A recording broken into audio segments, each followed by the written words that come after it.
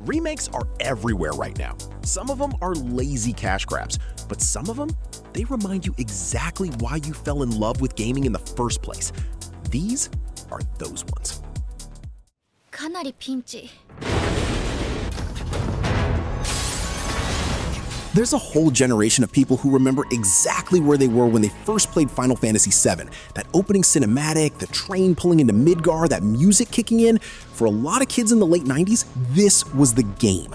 Cloud, Tifa, Aerith, Barret, these characters meant something real. So when Square Enix announced a full remake, the reaction was complicated. This isn't just a beloved game, it's basically a childhood memory for millions of people. Get it wrong, and the internet never forgives you. They didn't get it wrong. They expanded it. What used to be a few hours in Midgar became a full 40-hour game. The combat is where it gets interesting. Gone is the original turn-based system, replaced with real-time action. You're actually swinging Cloud's sword, dodging attacks, managing distance. But it doesn't just become a hack and slash. There's an ATB gauge that fills as you fight, and you spend the gauge on abilities, spells, and items. So it's fast and physical, but you're still required to strategize your moves, still making decisions mid-fight. And switching between characters, each one plays completely differently. Tifa is up close and scrappy, Aerith hangs back with magic, Barret is essentially a gun. The materia system from the original is still there too, letting you customize how each character builds and what spells they can use. The story has new additions. That part is divisive. Some people loved it, some are still arguing about it. But visually and emotionally, seeing Midgar fully realized in modern graphics, hearing those iconic tracks reorchestrated, it hits hard. Even people who never touched the original got swept up in it. Why don't you lead the way? Sit freeze! Vaya por detrás. Resident Evil 4 came out in 2005, and it was a big deal. It popularized the over-the-shoulder camera that basically every third-person game uses now. Gears of War, Dead Space, The Last of Us, they all took notes from this one. It also pulled off something really tricky. It shifted the Resident Evil series away from slow, fixed-camera survival horror into something more action-oriented, and people didn't hate it. That's hard to do. The remake drops in 2023, and Capcom did a really good job with it. Visually, it's stunning. The village, the castle, the island, every location feels genuinely alive and threatening in a way the original couldn't fully pull off. But the bigger thing is how they handled the feel of it. The pacing, the tension, that ridiculous B-movie charm Leon carries through the whole game, it's all still there. The changes they made are smart. Ashley, who you spend a big chunk of the game escorting, is way less of a headache this time around. The knife has actual durability and weight to it now, parrying attacks, finishing moves, it's a whole thing. The merchant is still there doing his thing, Leon still has his one-liners, and the combat feels tighter, more grounded, more satisfying without losing that slightly over-the-top action movie energy the original had. It doesn't try to reinvent itself, it knows exactly what it is. Like I told you. I got a letter. There's something wrong with Silent Hill 2 from the moment you start it. The fog, the silence, the way enemies move, it all feels deeply off in a way that's hard to explain. It's not jump scares, it's not cheap horror, it just gets under your skin. The original came out in 2001. You play as James Sunderland, a guy who receives a letter from his dead wife telling him to meet her in Silent Hill. The town mirrors whatever is going on inside James's head. The monsters, the environments, all of it is psychological. Pyramid Head isn't just a scary design, he means something. Bloober Team handled the 2024 remake, and they did a solid job. The visuals make Silent Hill feel genuinely suffocating. Every foggy street, every dark corridor feels oppressive, in a good way. The combat is cleaner now, which keeps you in the experience rather than fighting the controls, and they left the story alone. Still strange, still bleak, still uncomfortable in all the right ways. I know what you are. So lend me your power.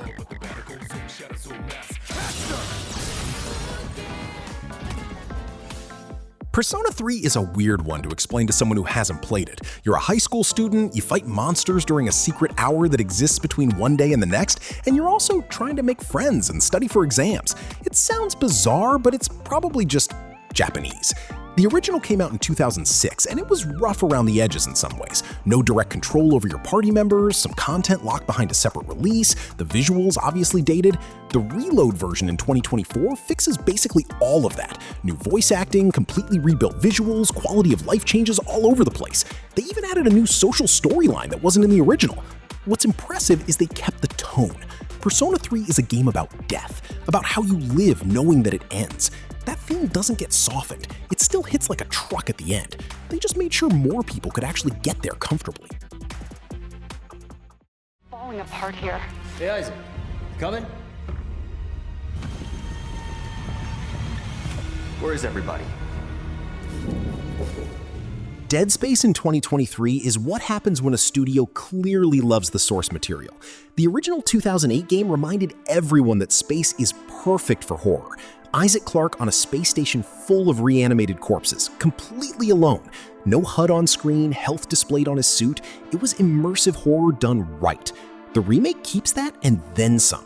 The whole Ishimura ship is now one seamless connected space. No loading screens breaking the tension. Isaac actually talks this time, which changes the dynamic a bit. And the necromorphs are even more disturbing to look at. That's not something you'd think needed improving, but here we are. It's a game that respects why people loved the original and just makes it better in every way that counts. Truly divine. Intruder, commence alert formation. Acknowledged. Sending reinforcements. Use extra caution. That guy? I know he's close. Where did he go? Metal Gear Solid 3 came out in 2004. You're Naked Snake, a special forces operative dropped into a Soviet jungle during the Cold War. No radar, no urban environments, dense forest, enemy patrols, and a survival system where you actually hunt and eat food to stay alive. The Delta remake dropped in August 2025, and Konami took a pretty clear approach. Don't change what doesn't need changing. The story is untouched, the original voice acting is kept intact, all the weird little secrets and quirks from the original are still in there. What they did update is everything around it.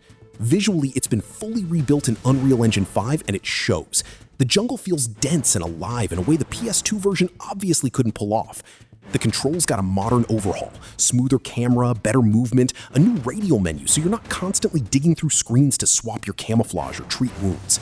The CQC combat, Snake's close quarters fighting system, has new animations that feel heavier and more satisfying.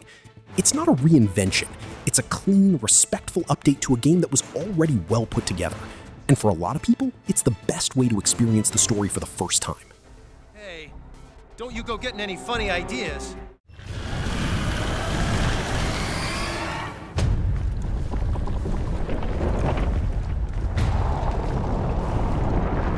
In 2018, Bluepoint Games showed the industry what a technically clean remake looks like.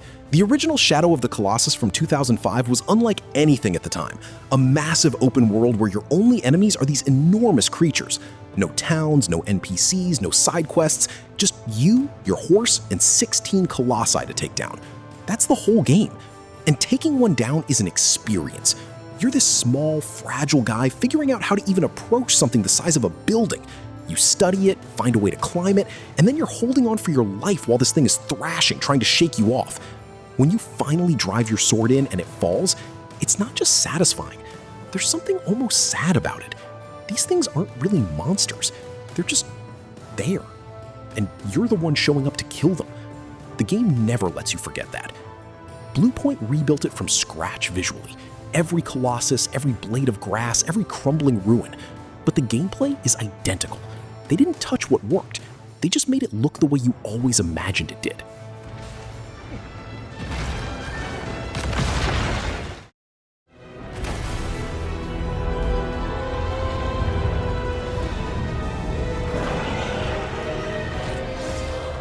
Same studio, same year as the PS5 launch, Demon's Souls. The original 2009 From Software game is what started the whole Souls-like genre. Brutally hard, deliberately cryptic, deeply rewarding. But it was a PS3 exclusive that a lot of people never got around to. The PS5 Remake is jaw-dropping visually, some of the best launch window graphics we've ever seen, and it introduced a whole new audience to where Dark Souls, Elden Ring, all of it, where it actually began. You'll still die a lot, but you'll do so in glorious modern graphics.